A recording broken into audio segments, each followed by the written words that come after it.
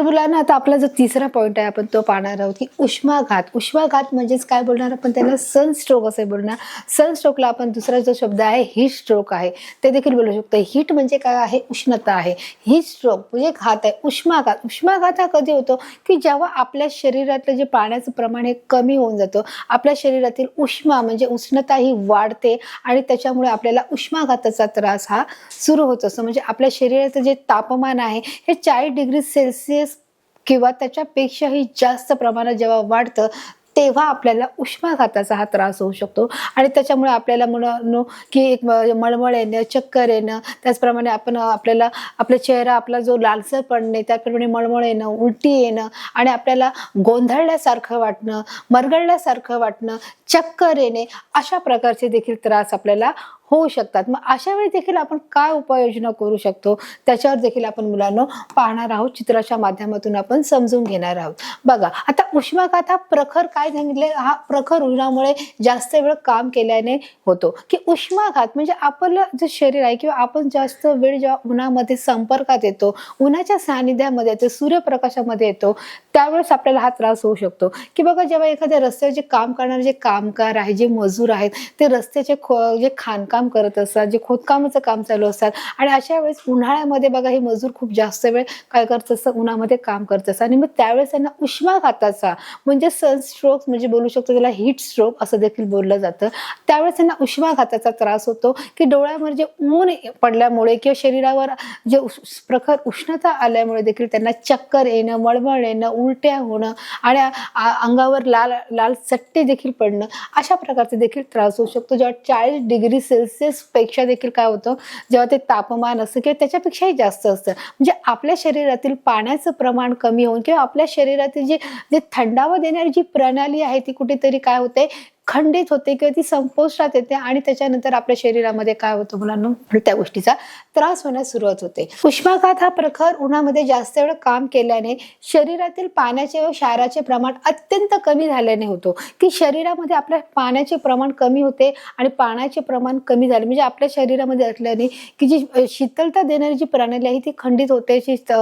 खंडित झाल्यामुळे आपल्याला उष्माघाताचा त्रास होतो आणि म्हणून सांगितले की शरीरातील आपल्या पाण्याचं प्रमाण जेव्हा कमी होतं तेव्हा आपली त्वचा ही कशी पडते, कोरडी पडते, पांढरी पडते व क्षाराचे प्रमाण अत्यंत कमी झाल्यामुळे होतो. म्हणजे त्यांनी एक रिझन सांगितलं की उष्माघात हा प्रकार का होतो की उष्माघात होण्यामागचे कारण काय आहेत हे त्यांनी सांगितलेलं आहे. की जेव्हा उष्णता जास्त वाढते किंवा आपण उन्हामध्ये जास्त वेळ उभे राहिल्याने किंवा काम केल्याने आपल्या शरीरावर काय होऊ शकतो मुलांनो, की या गोष्टीचा परिणाम होतो. आपल्या शरीरात पाण्याचे प्रमाण कमी होते की जे पाण्याची जी लेवल आहे आपल्या शरीरामध्ये, सायन्स आपल्याला सांगतं की तुम्ही हर एक व्यक्तीने दररोज 2 ते 3 लिटर पाणी पिणे हे गरजेचं आहे. त्यामुळे जे आपल्या शरीरातील जे काही जे इंद्रिय आहे, जे अवयव आहे ते व्यवस्थितरित्या काम करण्यासाठी त्याची आवश्यकता असते. परंतु हे जेव्हा पाण्याचे प्रमाण जेव्हा कमी होते आणि जेव्हा उन्हामध्ये आपण काम करतो आणि क्षाराचे प्रमाण कमी होते तेव्हा आपल्याला उष्माघाताचा त्रास होतो. म्हणजे आपण नुसतं काम केल्याने नाही किंवा आपण उभा राहिल्याने किंवा उन्हात फिरत सतत कामानिमित्त उन्हामध्ये फिरत राहिल्याने देखील हा उष्माघाताचा हा त्रास होतो. मग त्याच्यामुळे देखील गंभीर आजारांना काय होतात मुलांना सामोरे जावे लागतात. चक्कर येणे, मळमळ येणे, उलट्या येणे, अंगावर लाल प्रकारचे पॅचेस पडणे किंवा चट्टे पडणे, त्याचप्रमाणे आपल्याला मुलांना गुदमरल्यासारखे वाटणे, अस्वस्थता वाटणे, भोये येणे, अशा सर्व प्रकारचे जे आजार असतात त्याच्यामध्ये उद्भवतात. तर तुम्ही पाहू शकता. मग त्यावर उपाय काय आहे? मग उपाय आपण पाहिजे रुग्णात सावलीमध्ये थंड ठिकाणी घेऊन जाणे. की ज्यावेळेस आपल्याला उष्माघात होतो आणि ऊन जेव्हा प्रखर आपल्या अंगावर पडतं तेव्हा आपलं अंग असं ते गरम पडलेलं असतं. आपल्या शरीरामधले जी काही मुलांना थंड पाण्याची जी प्रणाली आहे, जी आपल्या शरीराला थंड ठेवण्याची जी प्रणाली आहे ती खंडित झाल्यामुळे आपल्या शरीराला थंड हवेची गरज असते आणि म्हणून अशा वेळेस अशा रुग्णांना आपण काय करणं गरजेचं आहे, थंड ठिकाणी किंवा थंड हवेमध्ये किंवा जिथे गार वारा सुटला असेल अशा झाडाच्या ठिकाणी देखील एका ठिकाणी स्वस्त बसू, जेणेकरून तो तिथे काय असू शकतो, कम्फर्टेबल असू शकतो. रुग्णात सावलीत थंड ठिकाणी न्या. तिथे स्पष्ट सांगितलं की रुग्णामध्ये काय करायचं, थंड ठिकाणी आपल्याला इथे घेऊन जायचं आहे, की जेणेकरून त्याला तिथे आराम वाटले असं या ठिकाणी. शरीर थंड पाण्याने पुसा. आता ऑलरेडी हे जे शरीर आहे ते कसं झालेलं आहे, घामाने भिजलेलं आहे, डबडबलेलं आहे, ते गरम म्हणजे उष्ण झालेलं आहे, गरम झालेलं आहे आणि त्याच्यामुळे त्या शरीराला कशाची गरज आहे, थंडाव्याची गरज आहे, ओलाव्याची गरज आहे. म्हणून आपण त्याला थंड ठिकाणी, थंड हवेच्या ठिकाणी बसवणार आहोत, त्याला वारा देण्याचं काम करणार आहोत आणि त्याचबरोबर आपण ओल्या कपड्यांनी त्याचं शरीर आहे ते काय करणार आहोत, पुसून घेणार आहोत, जेणेकरून त्याच्या शरीराला होणारी जी दाह आहे, जी उष्णता आहे ती कमी व्हावी, यासाठी देखील आपण त्याचा वापर करणार आहोत. आता पुढचा उपाय काय, मानेवर थंड पाण्याने भिजवलेला कापड ठेवायचं आहे, की जी उष्णता आहे म्हणजे बघा ती गरम आपलं जे शरीर आहे ते उष्ण झालेलं आहे, त्यामुळे आपण बोलतो ना उष्माघाताचा त्रास झालाय, म्हणजे उन्हात राहिल्यामुळे आपल्याला या सगळ्या गोष्टीला सामोरं जावं लागतंय.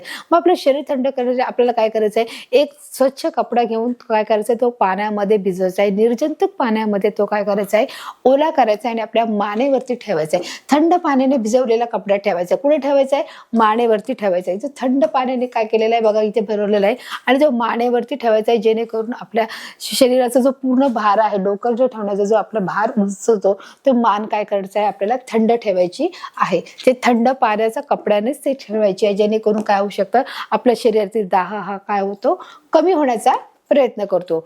जर अशा प्रसंगामध्ये मुलांनो आपल्याला समजा उष्माघात झाला आहे आणि आपल्याला चक्कर येते, भोवई येते, आपल्याला गुदमरल्यासारखं होतंय किंवा आपण गडबडल्यासारखं होतं, गोंधळल्यासारखं होतं, आपल्याला काही स्पष्ट क्रिया करता येत नाही किंवा अस्पष्ट आपण जेव्हा बोलतो तर त्यावेळेस देखील मुलांना आपण या गोष्टी होऊ शकतात. मग कधी कधी त्या प्रसंगामध्ये आपल्याला उलटी देखील येऊ शकते, कारण आपण उन्हामध्ये राहिलेलो असतो आणि या उन्हाच्या तडाख्यामध्ये अगोदर आपण एखादा तेलकट तिखट पदार्थ जर आपण तो खाल्लेला असेल तर त्यामुळे आपल्याला उलटी देखील येऊ शकते. उलटी झाली असल्यास अथवा अशक्तपणा आला असेल तर मान एका बाजूस करून पोटावर उतारे झोपावे. मान एका बाजूला करायची आणि पोटावर आपण काय करायचं आहे, पालथे झोपायची आहे, जेणेकरून बघा ह्या प्रक्रियेमध्ये ही व्यक्ती दिसत आहे. जर आपल्याला उलटी झाली असेल तर मग आपण काय करायचं आहे, आपल्याला अशक्तपणा येतो, कारण आपल्याला उन्हामध्ये राहिलं, आपल्यामध्ये जी कॅपॅसिटी नसते, आपल्यामध्ये जी शक्ती आणि ताकद नसते आपल्या दोन पायावर उभ्या राहण्याची. म्हणून आपल्याला काय करायचं आहे की मान एका बाजूला करून सरळ आपण पोटावर उतारे झोपायचं आहे, जेणेकरून आपल्याला काय वाटेल, स्वस्थता वाटेल. यासाठी हा केला गेलेला मुलांना काय आहे, उपाय आहे. हे देखील तुम्ही समोरच्या चित्रामध्ये पाहू शकता की कशा प्रकारे उष्माघाताच्या आजाराला आपण उपाय करू शकतो. आणि मग त्याच्यानंतरची जी प्रक्रिया आहे म्हणजे ही काय झालं, फर्स्ट एड झाली. जसं आपण बोलू शकतो ना प्रथमोपचार, की आपण त्याला काय करणं गरजेचं आहे, प्रथमोपचार. प्रथम केलेला जो उपचार आहे त्याला आपण बोलतो फर्स्ट एड, बोलतो प्रथमोपचार. मग त्याच्यानंतर मग आपण काय करायचं आहे, तातडीने वैद्यकीय मदत घ्यायची आहे.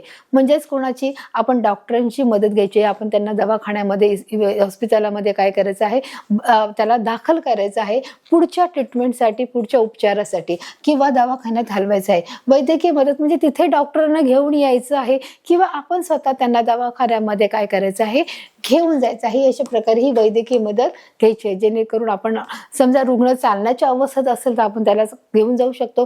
पण जर तो चालण्याच्या अवस्थेत नसेल तेव्हा आपण काय करतो, ॲम्ब्युलन्स घेऊन जातो आणि ॲम्ब्युलन्सच्या मार्फत आपण त्याला दवाखान्यामध्ये दाखल करण्याचा प्रयत्न करतो आणि पुढील उपचार हा सुरू केला जातो. तर अशा प्रकारे मुलांनो जो आपला टॉपिक होता की जेणेकरून की कशा प्रकारे जर उष्माघात काय असतो, उष्माघात होण्यामागची कारणं काय आहेत आणि उष्माघात झाल्यानंतर प्रथमोपचार कोणते करणं गरजेचं आहे आणि त्याच्यानंतरची जी पुढची प्रक्रिया आहे की दवाखान्यामध्ये त्याला कशा प्रकारे घेऊन जायचं, या सर्वाचा आपण मुलांनो की जो आपला जो महत्त्वाचा मुद्दा होता या मुद्द्यावर आपण चित्राच्या माध्यमातून स्पष्टीकरण केलं आहे की कशा प्रकारे जर उष्माघात एखाद्या व्यक्तीला झाला असेल तर त्यावर आपण कोणत्या प्रकारचे उपाय करणं हे गरजेचे आहे. अशा प्रकारे मुलांनो आपण हे पाहिलेले आहे. आता जो आपला पुढचा टॉपिक आहे तो कोणता आहे मुलांनो, सर्पदंश. सर्पदंश म्हणजे काय, स्नेक बाईट. बाईट म्हणजे काय, चावणे, म्हणजे त्याचा आपण बोलू शकतो दंश. तर सर्पदंश, स्नेक बाईट. सर्पदंश म्हणजे काय की एखादा साप जेव्हा एखाद्या व्यक्तीला चावतो तेव्हा आपण त्याला काय बोलतो, सर्पदंश असे बोलले जाते. म्हणजे साप चावणे. म्हणजे चावण्याची जी प्रक्रिया आहे ती कोण करत असतं, साप असतो, नाग असतो. म्हणजे जे सापाचे जे असे जवळजवळ 2 ते 2,500 काय आहेत, प्रजाती आहेत, त्यांच्या जाती आहेत. परंतु सगळे साप हे चावणारे नसतात मुलांनो. त्याच्यामध्ये जे काही विशिष्ट जातीचे जे साप आहेत त्यांच्या दंशानेच काय होऊ शकतो, मृत्युमुखी होऊ शकतो. काही जे साप चावल्यानंतर आपण व्यवस्थित ट्रीटमेंट घेतली, उपचार घेतला तर ते आपण बरे देखील होऊ शकतो. परंतु वेळेवर उपचार करणं गरजेचं आहे. जर आपल्याला साप चावला आहे आणि आपण काळजी न घेता आपण काही दिवसानंतर त्याचा उपचार केला तर माणूस मृत्युमुखी देखील पडू शकतो, माणूस दगावण्याची देखील शक्यता असते. मग आता याच्यामध्ये देखील जे साप आहे, मुंगूस आहे, जे मण्यार आहे, अशा प्रकारची जे जाती आहेत त्या देखील काय आहेत, फेरस आहे, फेनस आहे, हे जे नाग आहेत ते अशा प्रकारचे जे सर्पदंश करणारे जे साप आहेत ते काय करतात, मनुष्याला दंश करण्याचं काम करतात. मग अशा वेळेस देखील मुलांना काय घेतलं जातं, इंजेक्शन घेतलं जातं. तर अशा प्रकारचे सर्पदंश झालेल्या व्यक्तीला काय होऊ शकतं मुलांनो, त्या ठिकाणी सूज येऊ शकते, जखम ही भरलेली असते, रक्तस्राव देखील होऊ शकतो आणि त्याप्रमाणे त्या व्यक्तीला चक्कर येऊ शकतं, मळमळ येऊ शकते, उलट्या देखील होऊ शकतात आणि त्या व्यक्तीला अंधुक दिसण्याची देखील शक्यता असते. तर अशा प्रकारे त्यावर देखील आपल्याला इंजेक्शन घेणं हे गरजेचं आहे. जसं त्याच्यावर एक इंजेक्शन आहे जे अँटीव्हेनियम जे इंजेक्शन आहे ते देखील घेतलं गेल्यामुळे रुग्ण काय होतो, त्वरित बरा होण्याची शक्यता असते. परंतु ते इंजेक्शन किंवा ते अँटीबायोटिक इंजेक्शन घेणं हे फार महत्त्वाचं आहे. तर अशा प्रकारे आपण चित्राच्या माध्यमातून पाहणार आहोत की सर्पदंश म्हणजे काय. बघा, सापाच्या जवळपास 2000 जाती आहेत. 2000 जाती म्हणजे त्याचे जे प्रकार आपण बोलू शकतो. किती आहेत, 2000 जाती आहेत. म्हणजे त्याला काय बोलतात, स्पायसेस बोलतात. मात्र त्यातील फक्त नाग, मण्यार, फुरसे हे काय, घोणस हे काय आहेत, समुद्र सर्प अशा हे काय विषारी जाती आहेत. किती आहेत की 2000 जातीपैकी फक्त किती आहेत मुलांनो, नाग आहे, मण्यार आहे, फुरसे आणि समुद्र सर्प आहेत की ते कसे आहेत, विषारी जातीचे आहेत. बघा, अशा प्रकारचं तुम्हाला साप जसं आपण बोलू शकतो की कोब्रा जो नाग आहे तो देखील किती विषारी आहे. जे अशा वेगवेगळ्या आकाराचे आणि रंगाचे देखील काही साप, काही पिवळ्या आकाराचे आहेत, जे काही काळ्या आकाराचे आहेत आणि काही जे साप आहेत ते आपण जे चित्रामध्ये पाहतो किंवा आपण प्रत्यक्ष टीव्हीवरती देखील बघतो, जेव्हा आपण डिस्कवरी चॅनलमध्ये बघतो तर आपल्याला वेगवेगळ्या प्रकारचे कितीतरी जे साप हे दिसत असतात. मग प्रत्येक साप हा चावल्यावर तो त्याच्या म्हणजे जे विष असतं ते प्रत्येक सापाच्या मानेने ते कमी किंवा जास्त असू शकतं. ते जास्त घातक असतं किंवा ते कमी घातक असू शकतं. की ते प्रत्येकाचं जे साप चावल्यानंतरचं जे विष असतं ते खूप कधी कधी लवकर परिणाम करणारं असतं, तर ते कधीतरी उशिरा परिणाम करणारं असतं. तर अशा प्रकारे मुलांना आपण पाहू शकतो की जो साप आहे त्या तोंडामध्ये असलेल्या 2 सुईसारखे जे टोचा ज्या व्यक्तीला टोचलेला असतात त्याच्यावर आपण समजून जायचं की ते साप चावलेलं आहे. मग त्या ठिकाणी कोणत्याही प्रकारचं औषध, मलम आपल्याला वापरायचं नाही. कोणत्याही प्रकारची आपण बोलू शकतो की अँटीसेप्टिक क्रीम म्हणा, ती देखील आपल्याला इथे लावायची नाही आहे. अशा प्रकारे तिथे कोणत्याही प्रकारचं आपण जी जखम आहे ती धुवायची देखील आपल्याला नाही. तर अशा वेळेस आपण काय करायचं आहे, जेव्हा आपल्याला साप चावलेला असतो तेव्हा साप चावल्यानंतर आपण त्या व्यक्तीला प्रथम धीर द्यायचा आहे, एका ठिकाणी शांत बसवायचं आहे आणि ज्या ठिकाणी साप चावला आहे किंवा ज्या ठिकाणी दंश झालेला आहे त्याच्या वरच्या पट्टीला काय करायचं आहे, आपल्याला पट्टी बांधून घ्यायची आहे, जेणेकरून ते विष आहे ते पूर्ण शरीरामध्ये पसरता कामा नये. त्या व्यक्तीला शांत बसून त्या व्यक्तीला कोणत्याही प्रकारचं पेय देखील द्यायचं नाही की जेणेकरून शांत ठेवल्यामुळे त्यातील जे विष आहे ते काय होत आहे, ते शरीरावर पसरत नाही. मग अशा प्रकारे देखील आपण त्याची काळजी घेऊ शकतो आणि त्वरित आपण दवाखान्यात नेऊन त्याच्यावरती जे अँटीबायोटिक जे इंजेक्शन आहे अँटीव्हेनियम ते आपण काय करू शकतो, देण्याचा आपण प्रयत्न करत असतो. अशा प्रकारे जे साप चावल्यावर डॉक्टर काय करतात, त्यांची काळजी घेण्यास मदत करत असतात. बघा, अशा प्रकारची वेगवेगळ्या प्रकारची इथे आपण साप पाहू शकतो. इथे तुम्ही चित्रामध्ये पाहू शकता. थोड्या सापाच्या जाती ह्या विषारी आहेत. म्हणजे आपण जे सर्व साप पाहतो, जसं सांगितलं 2-2.5 हजार जे सापाच्या जे जाती आहेत, मग त्या सर्वपैकी थोडे जे साप आहेत तेच काय आहेत, विषारी आहेत. बाकीचे जे साप आहेत ते कसे आहेत, ते देखील विषारी असले तरी पण त्यांचं विष इतक्या लवकर आपल्याला लागत नाही. म्हणूनच सगळ्याच सर्पदंशात प्राणहानी होतेच असं नाही. म्हणून मी मागाशी सांगितले की सगळेच जे साप चावले म्हणून त्याच्यावरती आपण लगेच मृत्युमुखी पडतो असं नाही. त्याच्यापैकी जे थोडे जे साप आहेत त्यापैकी काय होतं की ते चावल्यावरच आपल्याला कदाचित मृत्युमुखी होऊ शकतो किंवा आपण जर आपण वेळी जर त्याचा देखील आपण काय केलं आहे, त्याचे इंजेक्शन घेतले, अँटीबायोटिक इंजेक्शन घेतलं आहे, अँटीव्हेनियम जे नावाचं जे इंजेक्शन आहे ते घेतलं, तर त्याच्यामुळे काय होत नाही, आपला माणूस हा मृत्युमुखी पडत नाही. बघा, म्हणूनच सगळ्यात सर्पदंशात प्राणहानी होत नाही, परंतु भीतीमुळे व तीव्र मानसिक धक्का बसतो. आपल्याला जो साप चावला आहे त्याच्यामुळे आपल्याला काय वाटते, तीव्र भीती होते आणि मानसिक धक्का बसतो. आपल्याला घाबरून भरून गेलेलो असतो, एक मानसिक आपल्याला धक्का लागला असतो की मला साप चावला आहे, आता मी काय होणार आहे, मी आता मृत्युमुखी पडणार आहे. त्या भीतीमुळेच माणसाचं काय होतं, मनाचं खच्चीकरण होतं आणि माणूस जास्त घाबरून काय करतो, आपल्या जीवाला बळी पडत असतो. आणि म्हणून त्याला काय बोलतात, सेव्हिअर सायकोलॉजिकल शॉक बोलतात. मानसिक धक्का म्हणजे काय, सेव्हिअर सायकोलॉजिकल शॉक. आपल्याला एक प्रकारचा शॉक बसतो, मानसिक धक्का बसतो की मला काय चावलेलं आहे,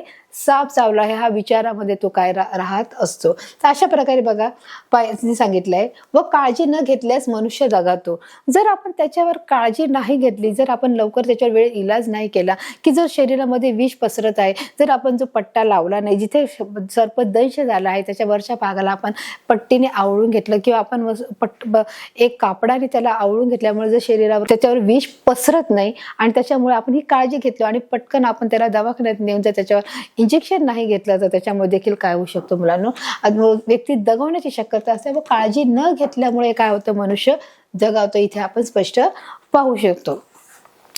बघा, साप आढळल्यास त्याला न मारता सर्पमित्राशी संपर्क टाळा. त्यांनी एक सल्ला दिला की तुम्ही जर साप तुम्हाला दिसतोय तर तुम्ही काय नाही केलं पाहिजे, तुम्ही त्याला मारता कामा नये. तुम्ही सर्पमित्राला बोलवायचं आहे, त्याला कॉल करायचा आहे, त्याला सांगायचं की अशाच्या ठिकाणी आम्हाला साप दिसत आहे आणि त्याला बोलून तो तिथे व्यवस्थित पकडून ते त्यांना घेऊन जातात आणि पुन्हा जंगलामध्ये सोडून देण्याचं काम करतात. म्हणजे हे कुणाला सांगायचं आहे, जे सर्पमित्र आहेत त्यांना. काय आहे सर्पमित्र म्हणजे सापांचा ज्यांच्याकडे अभ्यास आहे, सापाबद्दलची त्यांच्याकडे अधिक माहिती आहे, साप पकडायचा कसा आहे, त्यांना कशा प्रकारे त्यांना तिथून काढायचं आहे आणि परत पुढे नेऊन ठेवायचं आहे, सापाच्या किती जाती आहेत, प्रजाती आहेत व कोणता साप विषारी आहे कोणता नाही आहे, या सर्वांचं त्यांना कुठे असतं, त्यांना ज्ञान असतं. त्यांना काय बोलतात, सर्पमित्र असं बोलतात.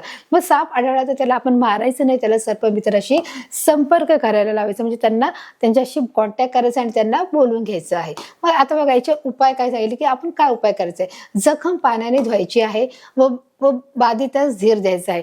जर आपल्याला साप दिसत आहे तर आपल्याला काय करायचं आहे की ती जखम पाण्याने धुवून काढायची आहे आणि बाधिता धीर द्यायचा आहे. की ज्या व्यक्तीला सर्पदंश झाला आहे त्याला काय करायचं आहे, सांत्वना द्यायची आहे, त्याला काय करायचं आहे, धीर द्यायचा आहे, त्यांना शांत राहायला सांगायचं आहे, तुला काहीही होणार नाहीये आणि आपण वेळेवर उपचार करून काय करणार आहोत, याचं समाधान करणार आहोत. आणि अशा प्रकारे त्याला व्यवस्थित त्याची जखम धुवून काढायची आहे, त्याला धीर द्यायचा आहे.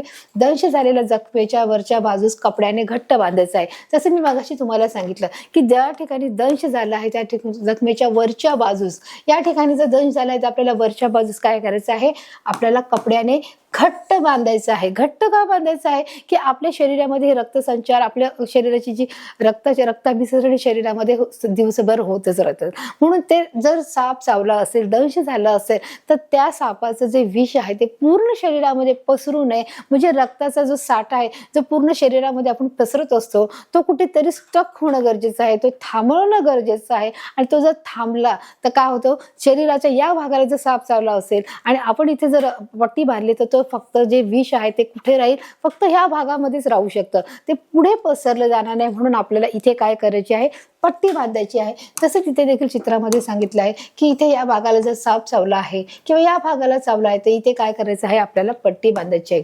म्हणून दर झालेल्या जखमेच्या वरच्या बाजूस कपड्याने घट्ट बांधायचं आहे. कोणत्याही प्रकारचा मलम, औषध, बर्नल वगैरे, हळद, मलम काहीही लावायचं नाहीये. इथे फक्त स्वच्छ धुवून घ्यायचं आहे आणि स्वच्छ कपड्याने त्याला गुंडाळून घ्यायचं आहे. घट्ट कापडाने त्याला घट्ट बाळायचं आहे, सैल बांधायचं नाही आहे. व तातडीने वैद्यकीय मदत घ्यायची आहे. की आपल्याला फक्त दोनच गोष्टी करायचं की ज्याला सर्पदंश झाला आहे त्याला धीर द्यायचा आहे, त्याला शांत एका ठिकाणी बसवायचं आहे, जेणेकरून शरीरामध्ये काय होतं की मानसिक धक्क्याने आणि भीतीमुळेच ते काय होतं, एक प्रकारे जो दंश झालेला भाग आहे त्याच्यातून जे विष आहे ते शरीरावर पसरायला लागतं. म्हणून त्याला एका ठिकाणी शांत बसवायचं आहे आणि त्या ठिकाणी त्याला काय करायचं, ती जखम धुवून काढायची आणि स्वच्छ कपड्याने पट्टी बांधायची आहे. आणि लगेचच तातडीने काय करायचं आहे, वैद्यकीय मदत देखील आपल्याला इथे घ्यायची आहे, म्हणजे डॉक्टरकडे दवाखान्यात घेऊन जायचं आहे. तर अशा प्रकारे आपण शिकलो आहोत. आपला जो पुढचा भाग आहे कुत्रा चावणे, म्हणजेच काय, डॉग बाईट.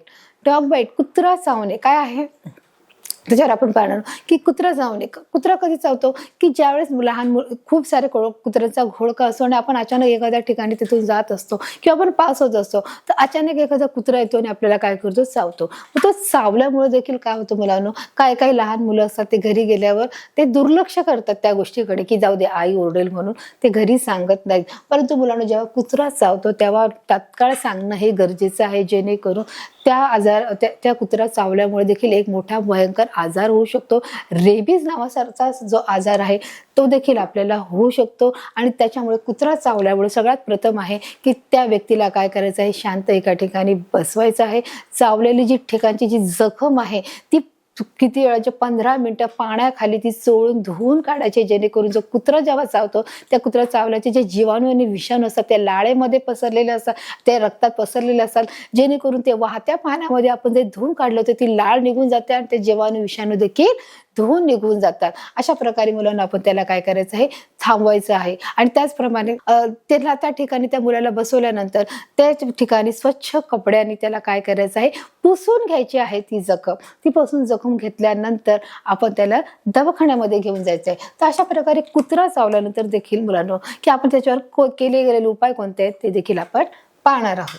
बघा मुलांनो, आपण पाहिलं की कुत्रा चावल्यावर काय होतं की कुत्रा चावल्यावर जी पहिली जी आपली पायरी की कुत्रा चावल्यानंतर काय करावे, की सर्वात प्रथम मुलांनो, ज्या व्यक्तीला कुत्रा चावला त्याला काय करायचं, ते जखम आहे 15 मिनिटं पाण्याखाली, वाहत्या पाण्याखाली ती धुवून काढणे, जेणेकरून जी कुत्र्याची लाळ त्या रक्तामध्ये मिसळलेली असते ती मिसळल्यानंतर ती देखील पाण्याखाली स्वच्छ धुवून गेल्यानंतर ती आपण काय करायचं, एका स्वच्छ कपड्यानंतर त्याला पट्टी बांधायची आहे आणि हलक्या हाताने ते जखम पुसून काढायची आहे. ते पुसल्यानंतर आपण त्याला तिसरं जे आहे त्याला एक आयोडीन की आपण त्याच्यावर लावू शकतो. आणि जी चौथी आहे मुलांनो की त्याच्यानंतर आपण त्याला डॉक्टरांची मदत घेऊ शकतो की आपण वैद्यकीय मदतीचा आसरा घेऊ शकतो. आणि त्याच्यानंतर डॉक्टरकडे गेल्यानंतर अँटी रेबीज नावाचं जे इंजेक्शन आहे ते देऊ शकतो की अँटी रेबीज वॅक्सिन दिलं जातं. किंवा जर चावल्याचं प्रमाण हे जास्त असेल तर आपलं अँटी रेबीज सिरम आहेत की ते त्याच्यामुळे देखील त्याला जे दुसरं तिसरं जास्त प्रमाणात चावा घेतला असेल तर ते देखील त्याच्या वेळेस दिलं जातं. तर अशा प्रकारे जे कुत्रा चावण्याची आहे ते कशा प्रकारे चावल्यावर नंतर आपण कोणते उपाय घ्यायचे आहेत ते देखील आपण याच्यामध्ये पाहणार आहोत की कोणते आपल्याला उपाय करायचे आहे. बघा इथे त्यांनी सांगितलंय की जो कुत्रा चावलाय म्हणून काही मुलांना सांगत नाहीत, परंतु जो छोटा जरी आपल्याला चावा घेतला असेल तरी देखील सांगणं हे गरजेचं आहे. ज्या व्यक्तीला जर हा कुत्रा चावला आहे आणि जर त्याला रेबीज झाला असेल तर तो काय करत आहोत की त्याच्यामध्ये कुत्र्याचे जे लक्षण असतात ते देखील बाहेर यायला सुरुवात होतात की त्याचा जो स्वभाव आहे त्या स्वभावानुसार तो काय करत असतो, वागत असतो आणि तो पाण्याला घाबरत असतो. तो पाणी बघताच क्षणी तो काय करतो, तो दूर पडतो आणि मोठ्याने आरडाओरडा करायला सुरुवात करतो. हा एक संसर्गजन्य देखील रोग असू शकतो. जर त्या व्यक्तीने पुन्हा कुणाला तरी चावलं तर दुसऱ्या व्यक्तीला देखील काय होऊ शकतो, रेबीज नावाचा आजार होऊ शकतो आणि त्याच्यावर देखील नियंत्रण मिळवणे हे फार कठीण जाते. आणि त्याच्यामुळे मुलांना जेव्हा घटनास्थळी जेव्हा जी गोष्ट घडते किंवा जेव्हा कुत्रा जेव्हा चावला असेल त्याच वेळेस जर आपण दवाखान्यात नेलो आणि त्याच्यावर उपचार आपण केले तर त्या व्यक्तीला देखील काय होतं, त्या गोष्टीचा प्रतिसाद मिळतो आणि ती व्यक्ती हळूहळू बरी होत असते. तर आपण पाहणार आहोत कुत्रा चावल्यामुळे माणसाच्या शरीरातील रक्त दूषित होण्याचा धोका असतो की ज्या साहजिक असे जो कुत्रा चावतो तेव्हा त्याच्या शरीरातील जे रक्त कसं होतं, कुत्रा चावल्यामुळे त्याच्या शरीरातील रक्त हे दूषित होतं, जेणेकरून कुत्र्याच्या तोंडातली जी लाळ असते त्या चावा घेतल्यामुळे ते रक्त काढलं जातं आणि ती कुत्र्याची जी लाळ आहे त्या रक्तामध्ये मिसळली जाते आणि त्याच्यामुळे रक्त दूषित होतं, जेणेकरून कुत्र्याच्या लाळेमध्ये असलेले जीवाणू आणि विषाणू आहे ते कोणाच्या रक्तात जातात, ते त्या रोगाच्या रक्तामध्ये जातात आणि त्याच्यामुळे रक्त दूषित होण्याचा धोका असतो. म्हणून प्रथमोपचाराची म्हणजे फर्स्ट एडची गरज आहे. आणि म्हणून प्रथमोपचाराची गरज आहे, जसं मी तुम्हाला सांगितलं की ज्या वेळेस कुत्रा चावलाय म्हणून ते काय करायचं आहे, आपल्याला 15 मिनिटं पाण्याखाली ते जखम धुवून काढायची आहे, स्वच्छ साबणाने ती धुवून घ्यायची आहे, जेणेकरून ती लाळेच्या द्वारे की ते जीवाणू विषाणू असते ते शरीरामध्ये पसरू नये, ते बाहेरच्या बाहेर ते काय केले गेले पाहिजे, ते निघून गेले पाहिजेत. म्हणून ही फर्स्ट एड आहे. आपण तर त्याला दवाखान्यात घेऊन जाणारच आहोत, परंतु अगोदर आपल्याला मिळालेलं आपण काय करायचं आहे, आपण तो टाइम वेस्ट न करता किंवा वेळ न घालवता आपण त्याच्यावर आधी प्रथमोपचार करणे देखील गरजेचं आहे. म्हणून प्रथमोपचार म्हणजेच फर्स्ट एड करणं हे काय आहे, फर्स्ट एड म्हणजेच काय प्रथमोपचार करणं हे गरजेचं आहे असं त्यांनी ते सांगितलेलं आहे. वैद्यकीय मदतीची आवश्यकता असते. इथे काय सांगितले त्यांनी की वैद्यकीय मदत, की आपण जेव्हा हे उपचार करतो म्हणजे काय की सुरुवातीला जेव्हा त्याला कुत्रा चावला आहे तेव्हा आपण त्याला काय करणार आहोत, 15 ते 20 मिनिटं पाण्याखाली स्वच्छ आपण वाहत्या पाण्याखाली ती जखम स्वच्छ धुवून काढणार आहोत. स्वच्छ कापडाने त्याला हलक्या हाताने पुसणार आहोत आणि नंतर जे मलम आहे आयोडीन ते त्याला लावणार आहोत आणि त्याच्यानंतर मुलांना आपण काय करणार आहोत, वैद्यकीय मदतीची आवश्यकता घेणार आहोत. जेणेकरून दवाखान्यामध्ये गेल्यानंतर तिथे अँटीबायोटिक जे वॅक्सिन आहे ते दिलं जातं किंवा अँटीबायोटिक सिरप हे देखील तिथे त्याला रुग्णाच्या जी तावण्याची तीव्रता किती आहे त्याच्यानुसार ठरवून त्याला ते औषध किंवा ते अँटीबायोटिक इंजेक्शन आहे ते देखील तिथे दिलं जातं. अशा प्रकारे बघा इथे तुम्ही जाऊ शकता की तो कशा प्रकारे बघा इथे जो कुत्रा आहे तो काय करत आहे, चावा घेत आहे. हाताला बघू शकता की हे किती भयानक चित्र आहे. असं चित्र तुम्ही कधीतरी पाहिलं असेल ना, म्हणून कुत्र्याच्या बघताच मुलांनो तुम्ही सावधानतेने चालण्याचा राहण्याचा प्रयत्न करा की जेणेकरून कुत्रा जेव्हा दूरवर असेल तेव्हा आपण दूरच्या ठिकाणाहून जाणं पसंत करणं गरजेचं आहे. त्याच्यापासून सावधान राहणं हे देखील गरजेचं आहे. अशा प्रकारचं जे चावणं हे किती शरीराला घातक आहे. मग आपले उपाय काय आहे ते देखील मी तुम्हाला सांगितले आहे बघा. जसं सुरुवातीलाच सांगितलं आहे की जखम निर्जंतुक द्रावणाने अथवा पोटॅशियम परमॅनेटच्या पाण्याने धुवायची आहे.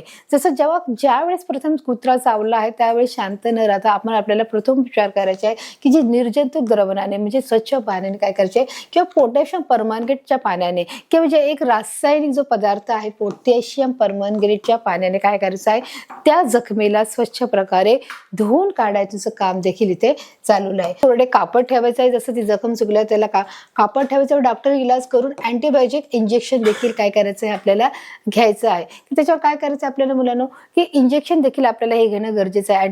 अँटीबायोटिक जे इंजेक्शन आहे किंवा अँटीबायोटिक जे सिरप आहे ते देखील आपण घेऊ शकतो. डॉक्टर इलाज करा, अँटीबायोटिक इंजेक्शन घ्या. अँटीबायोटिक 2 प्रकारचे इंजेक्शन आहे. अँटीबायोटिक जे काय आहेत वॅक्सिन आहे आणि अँटीबायोटिक सिरीज आहे. मग हे दोन्ही प्रकारचं डॉक्टरांनी जशा प्रकारे तो चावा घेतला असेल त्याप्रमाणे डॉक्टर ठरवून काय करत असतात ते वॅक्सिन देण्याचं काम करतात. आपल्याला डॉक्टर इलाज देखील करायचा आहे, अँटीबायोटिक घ्यायचं. अशा प्रकारे मुलांना आपण पाहिलं की याच्यामध्ये आपण कशा प्रकारे आपण प्रथमोपचार करणं गरजेचं आहे. आपण 5 प्रकार याच्यामध्ये पाहिले की जे बाह्य रक्तस्राव झालं असेल तर आपण कशा प्रकारे आपण उपाय करणं गरजेचं आहे की आपल्याला जे आपण खरचटला आहे किंवा दुखापत झाले तर आपण कशा प्रकारे त्याचा उपाय करणं गरजेचं आहे, प्रथमोपचार करणं गरजेचं आहे आणि मग कशी वैद्यकीय मदत करणं गरजेचं आहे ते आपण पाहिलं. बाह्य उपचारामध्ये भाजले आणि पोळणे आहे. त्याच्यामध्ये देखील गंभीर स्वरूपाचे 2 प्रकार पडतात. गंभीर स्वरूपाचं भाजणं आहे आणि किरकोळ भाजणं आहे. मग गंभीर स्वरूपाचं असेल तर काय करणं गरजेचं आहे, किरकोळ भाजणं असेल तर काय करणं गरजेचं आहे हे देखील आपण पाहिलं होतं. जर मुलांना भाजल्याचा जो प्रकार आहे भाजण्यामध्ये देखील असेल तर आपण कोणत्या मुलांना जे क्रीम वापरतो मग त्याच्यामध्ये काय आहे बर्नॉल आहे, त्याच्यामध्ये बर्न हिल आहे, त्याच्यामध्ये आपण कोरफड आहे आणि अशा प्रकारे आपण त्याच्यावर क्रीम लावून आपण तो थंडावा देण्याचं देखील काम करतो. जे आपला 3रा प्रकार पाहिला जो उष्माघाताचा पाहिला. उष्माघातामध्ये देखील आपण उष्माघात म्हणजे काय, उष्माघात हा कोणत्या गोष्टीमुळे होतो आणि त्याच्यावर आपण कोणते प्रथमोपचार करू शकतो आणि मग कशा प्रकारे आपण वैद्यकीय मदत मिळू शकतो हे देखील आपण पाहिलं आहे मुलांनो. जे 4थं आपलं होतं जे सर्पदंश होतं त्या सर्पदंशामध्ये देखील मुलांना आपण पाहिलं कशा प्रकारे जे सर्प आहे ते आपले 2000च्या प्रजाती आहेत ते सर्व चावणारे नसतात. काही त्यातल्या ज्या जाती आहेत ते थोडेसे जे साप आहेत ते चावणारे असतात. म्हणजे सर्पदंश झाल्यानंतर देखील कोणत्या प्रकारचा प्रथमोपचार करणं गरजेचं आहे आणि नंतर कशा प्रकारे वैद्यकीय मदत मिळणं गरजेचं आहे हे देखील आपण पाहिलं. जो आपला 5वा पॉईंट होता मुद्दा होता की कुत्रा चावणे किंवा जो डॉग बाईट आहे मग तो डॉग बाईट चावल्यानंतर देखील आपण कोणत्या प्रकारचं मुलांना प्रथम उपचार करू शकतो, रोगाचा आपण कशा प्रकारे आपण कशा प्रकारे प्रथम इलाज करू शकतो, त्याला आपण फर्स्ट एड देऊ शकतो आणि नंतर वैद्यकीय मदत मिळू शकतो आणि कशा प्रकारे जो रेबीचा जो आजार आहे तो आजाराला देखील आपण काय करू शकतो तो पूर्णपणे बरा होऊ शकतो. त्याच्यासाठी देखील आपण तातडीने वैद्यकीय मदत घेणं गरजेचं आहे. जो छोटा जरी चावा असला जरी थोडा जरी चावलं असेल तरी देखील आपल्याला डॉक्टरला दाखवणं हे गरजेचं आहे जेणेकरून हा आजार शरीरामध्ये पसरू नये आणि जे लक्षणं आहेत ते प्राण्यांची जी लक्षणं आहेत ते कधी आपण लवकर न सांगितल्यामुळे देखील ते लक्षणे नंतर मुलांमध्ये दिसू लागतात आणि त्याच्यामुळे कोणतीही घटना घडली तरी मुलांना घरी येऊन सांगणं देखील तितकंच गरजेचं आहे. तर अशा प्रकारे मुलांना आपण 5 जे मुद्दे पाहिले की जेणेकरून मुलांना की ते प्रथमोपचार कशा प्रकारे आपण करू शकतो आणि त्याच्यानंतर वैद्यकीय मदत कशी मिळू शकतो हे आपण चित्राच्या माध्यमातून आणि स्पष्टीकरणाच्या माध्यमातून नीट समजून घेतलेलं आहे.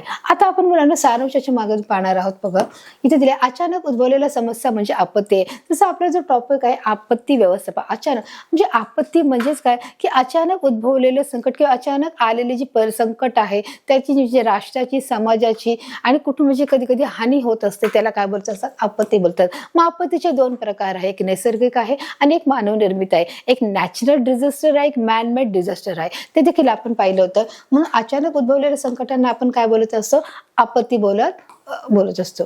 आपत्ती या मानवनिर्मित व निसर्गनिर्मित असतात. जसं मी मगाशी तुम्हाला सांगितलं, आपत्ती कशी आहे, नॅचरल डिझास्टर आहे आणि मॅनमेड आहे. म्हणजे ती मानवाकडून देखील असू शकते आणि ती निसर्गाकडून देखील असते. हे देखील आपण पाहिलेलं. मग त्याचे कोणते प्रकार आहेत ते देखील मुलांना आपण अभ्यासलेले आहेत. वनस्पती प्राणी यांच्यात खूप विविधता असते. वनस्पती म्हणजे आपण जे पूर्ण प्रकारचे जे झाडं झुडपं आहेत ते आपण वनस्पती पाहिले आहेत. कोणकोणत्या प्रकारचे वनस्पती ते देखील पाहिले. जे प्राणी आहेत ते देखील आपण पाहिले. आपल्याला अपायकारक प्राणी कोणते आहेत, उपायकारक प्राणी कोणते आहेत, जे आपल्याला उपयोगी कोणते आहेत ते देखील पाहिले व त्यांचा अभ्यास करणे सोयीचे व्हावे यासाठी त्याच्यातील वैशिष्ट्य, साम्य आणि भेद यांच्या आधारे त्यांचं वर्गीकरण गरजेचं आहे. की त्यांचा आपल्याला अधिक अभ्यास करणं सोयीचं व्हावं, की त्यांच्याबद्दल अजून माहिती मिळण्यासाठी त्यांच्यातले जे वैशिष्ट्य आहे, हर एक प्राण्यातले जे वैशिष्ट्य आहे, हर एक प्राण्याचे जे साम्य आहे. जसे दोन मांजर आहे ते दिसण्याला सारखी जरी असली तरी त्याच्यामध्ये भेद आहे.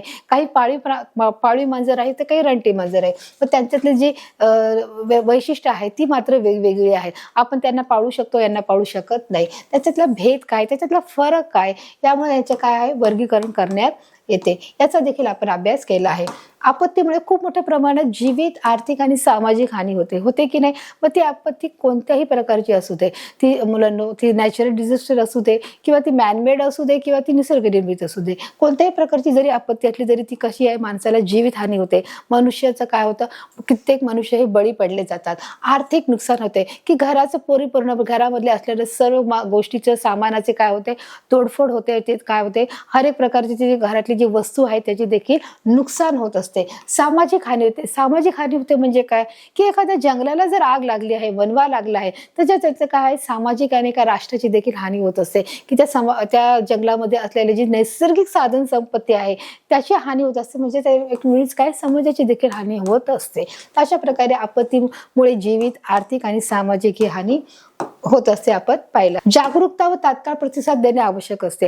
की ज्यावेळेस एखादी आपत्ती येत असते त्यावेळेस आपल्याला मुलांना जागरूकता आणि तात्काळता दाखवणं गरजेचं आहे. जागरूकता म्हणजे की आपण सतर्क राहणं गरजेचं आहे. की एखादी घटना जर घडली आहे त्या घटनास्थळी जाऊन त्या गोष्टीची पाहणी करून आपल्याला काही मदत करता येते का, की आपल्याकडून काही मदत होऊ शकते का, आपण काय करायला पाहिजे, त्यासाठी आपल्याला जागरूकता राहणं गरजेचं आहे. आणि तात्काळ लागेल ती मदत आपण काय करायला पाहिजे, पुरवली गेली पाहिजे. म्हणजे त्याला काय तात्काळ प्रतिसाद. की आपल्याला तिथे विचार करायला वेळ नसतो. की एखादी जेव्हा घटना घडली, समजा एखादा ऍक्सिडेंट झालेला आहे, हे मानवनिर्मित आहे, मग आपण तिथे काय करू शकतो, तिथल्या प्रवाशांना, ज्या गाडीमध्ये वाहनामध्ये बसलेले लोक आहेत त्यांना काढण्यासाठी आपण काय करणं गरजेचं आहे, मदत करणं गरजेचं आहे. म्हणजे हा पटकन घेतलेला निर्णय आहे म्हणून त्याला काय बोलला आहे, तात्काळ प्रतिसाद आहे. हा कसा आहे म्हणजे झटपट डिसिजन, आपण त्याला क्विकली, की त्यावेळेस तिथे वेळ नसतो. म्हणून आपण सतर्क राहणं गरजेचं आहे, जागरूक राहणं गरजेचं आहे आणि आपण इतरांना मदत करणं गरजेचं आहे. म्हणजेच आपण तात्काळ प्रतिसाद देखील करणं गरजेचं आहे.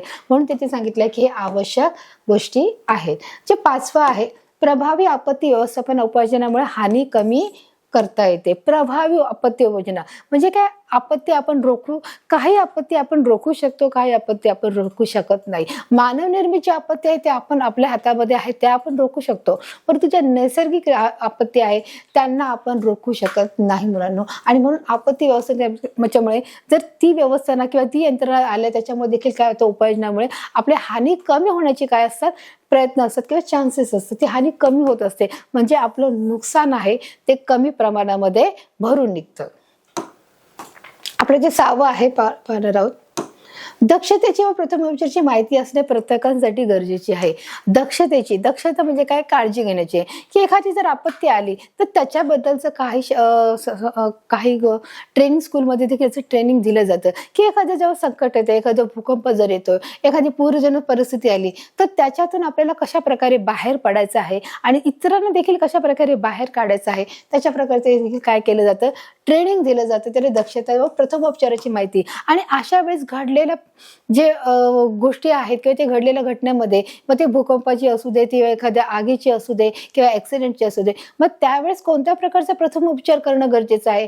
जर घटना वेगळी आहे तर त्या घटनेमागचे जे प्रथम उपचार आहेत ते काय असणार आहेत, वेगळे असणार आहेत. आणि म्हणून जे प्रथम उपचार आहे म्हणजे जे फर्स्ट एड आहे ती देखील कशी आहे, वेगळी आहे. जर भूकंप झाला आहे, समजा भूकंप झालेला आहे किंवा एखादे मुलांना आग लागलेली आहे किंवा एखादा ऍक्सिडेंट झालाय, तर साहजिकच आहे भूकंप जरी झाला आहे तरी डोक्याला मार लागणार आहे, आपल्या शरीराला इजा होणार आहे. एखाद्या मुलांना आग जरी लागली तरी शरीराला इजा होणार आहे. मग अशा वेळेस आपल्याला काय करणं गरजेचं आहे, एका मोकळ्या जागेमध्ये जाणं गरजेचं. तिथे मोकळ्या जागेमध्ये ज्या छावण्या असतात, जे मदत केंद्र असतात, त्या ठिकाणी आपल्याला सर्व प्रकारच्या सुलभ जे आपल्याला सर्व प्रकारच्या हर एक गोष्टीची जी गरज आहे, आपल्याला उपचाराच्या दरम्यानची गरज आहे, ती सर्व गरजाची पूर्तता केली जाते. आपल्याला तिथे अन्नाची पाकिटे दिली जातात, तिथे औषधे दिली जातात, तिथे निवारा दिला जातो आणि तिथे त्या सर्व गोष्टीची सोय केलेली असते आपल्या प्रशासनामार्फत. मग अशा प्रकारे तिथे काही ठिकाणी हे ट्रेनिंग दिलं जातं की कशा प्रकारे जेव्हा एखादी संकट येतं तर आपण कशा प्रकारे त्याच्यातून बाहेर पडायचं. त्याचप्रमाणे प्रथमोपचार देखील करणं गरजेचं आहे. आणि ही माहिती प्रत्येकासाठी गरजेची आहे की प्रत्येकाला ही माहिती मिळणं गरजेचं आहे की ज्यावेळेस एखादी आपत्ती येते त्या आपत्तीमधून बाहेर पडण्यासाठी आपण काय करणं गरजेचं आहे, आपण याच्यातून कशा प्रकारे बाहेर पडलं गेलं पाहिजे, याची माहिती प्रत्येकाला मिळणं गरजेचं आहे. हा अवेअरनेस पण गरजेचा आहे, हा जागरूकता प्रत्येक लोकांपर्यंत पोहोचणं हे गरजेचं आहे की एखादं संकट आलं तर आपण त्या संकटामध्ये देखील काय करणं गरजेचं आहे, कसं बाहेर पडणे. मग आता अजूनही मुलांना काही शाळांमध्ये या गोष्टीची काय केली गेली आहे, एक प्रकारे एक नाटिका तयार केली जाते किंवा त्याचं प्रशिक्षण दिलं जातं की एक मुद्दाम छोटासा जो 10 मिनिटाचा जो खेळ असतो की त्याच्यामध्ये सांगितलं जातं, जर एखाद्या वेळेस आपल्या समजा सपोज एखादी घटना घडते आणि आग लागते तर मुलांनी कशा प्रकारे बाहेर पडायचं आहे, कशा प्रकारे गडबड गोंधळ करायची नाही, कशा प्रकारे तो धावपळ करायची नाही, कशा प्रकारे शिस्तीत बाहेर पडायचं आहे आणि बाहेर येऊन एका रांगेमध्ये किंवा एका मोकळ्या मैदानामध्ये उभं राहायचं आहे सगळ्यांनी. तर हेच देखील प्रशिक्षण देखील आता शाळेमध्ये दिलं जात आहे, जेणेकरून हा एक प्रकारचा अवेअरनेस आहे आणि ही जनजागृती देखील प्रत्येक लोकांपर्यंत पोहोचणं देखील तितकंच गरजेचं आहे. अशा प्रकारे बोलून आपण पाहिलं की जे 6 पॉइंट आपण पाहिले की या पाठामध्ये आपण पाहिलं की आपत्ती व्यवस्थापन म्हणजे काय, या सगळ्याचा आपण मुलांना अभ्यास केला की आपत्ती म्हणजे काय, की अचानक उद्भवलेलं एखादे जे संकट आहे त्या संकटामुळे राष्ट्राची समाजाची काय होते, मोठ्या प्रमाणामध्ये जीवित आणि आर्थिक काय होत असते, हानी होत असते, समाजाची देखील हानी होत असते. मग ही आपत्ती कोणकोणत्या प्रकारची आहे, 2 प्रकारची आहे, एक मानवनिर्मित आहे, एक निसर्गनिर्मित आहे. आणि दोन्ही प्रकारामध्ये देखील काही गोष्टी आपल्या हातात आहेत, काही गोष्टी आपल्या हाताच्या बाहेर आहेत, त्यामुळे आपण त्या रोखवू शकत नाही. मग ज्यावेळेस एखादी आपत्ती येते ते आपत्ती आपण कशा प्रकारे रोखवू शकतो, जर जी मानव निर्मित आहे मग त्याची कारण काय ते आपण पाहिलेली आहेत की एखादी आपत्ती जर आपल्यावर येत आहे मग ती आपत्तीला आपण कशा प्रकारे तोंड दिलं गेलं पाहिजे हे देखील आपण या पाठाच्या माध्यमातून शिकलो. जेणेकरून मुलांना आपण बघितलं की जर आपल्या बाहेर रक्तस्राव झाला तर आपण कशा प्रकारे आपण ते थांबवू शकतो, त्याच्यासाठी आपण कसे प्रथम उपचार केले गेले पाहिजे ते देखील आपण याच्यामध्ये पाहिलेले आहेत. त्याचप्रमाणे आपण पाहिलं मुलांना की एखादे आपल्याला किरकोळ भाजलं असेल किंवा गंभीर भाजलं असेल तर त्या प्रकारे देखील आपण कोणते उपाय केले पाहिजे. जर एखादी जर किरकोळ भाजलं असेल तर आपण मुलांना त्याच्यावर काय करतो की आपण जे अँटीसेप्टिक क्रीम आहे ते देखील लावत असतो, परंतु जे गंभीर भाजलं असेल तर त्याला देखील आपण त्याच्यावर जे बर्नर आहे किंवा बर्नर हिल आहे, कोरफड आहे, त्या आपण लावून काय करू शकतो, ती गंभीर जखमेला थंडावा देण्यासाठी आणि जो उष्माघात झालेला आहे, ज्या शरीरामध्ये दाह झालाय ते थंड राहण्यासाठी आपण त्याच्यावर उपाय करत असतो. त्याचप्रमाणे जो कुत्रा चावला आहे, सर्पदंश झालेला आहे, त्याचप्रमाणे उष्माघात आहे, अशा सर्व प्रकारसाठी आपण प्रथम उपचार कोणत्या प्रकारे गरजेचं आहे आणि त्याच्यानंतर वैद्यकीय मदत कशी मिळणं गरजेचं आहे हे देखील पाहिलं. म्हणजे जे मानव निर्मित आहे किंवा जे निसर्ग निर्मित आहे, निसर्ग निर्मित आपण मध्ये पाहिलं की भूकंप आहे, मुलांना सुनामी आहे, महापूर आहे, अतिवृष्टी आहे,